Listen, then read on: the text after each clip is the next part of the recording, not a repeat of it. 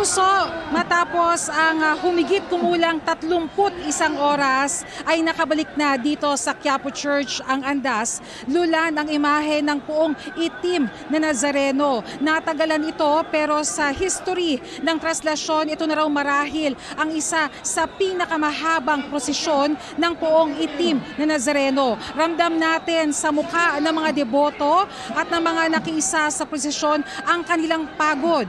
Pero ramdam natin ang kanilang nag-uumapaw na pananampalataya at pilit na sinasalya ang lubid para ligtas na maihatid ang andas na lulan ng Poong Itim na Nazareno at ligtas itong maibalik dito sa simbahan. Kanina ay meron tayong nakitang isa sa mga deboto na in-stretcher palabas dito sa Plaza Miranda dahil siksikan ang dami ng mga tao dito. Hanggang dito sa may Quezon Boulevard ay nag-uumapaw yung mga tao na nais na makasulyap dito sa mahal na Poong Itim na Nazareno. Kanina bago mag-alas 10 ng umaga ay nandito na sa may kanto ng Palangka Street at Villalobos Street itong mahal na poon, pero ito ay natagalan dahil makipot na kalsada ito patungo dito sa simbahan. Marami ang mga deboto na nagpunta dito. Karamihan ay mga kalalakihan, mga matatanda, meron rin mga binatilyo at meron rin tayo mangilan-ngilan na mga kababaihan na nakita na nakiisa rin sa kanilang prosesyon.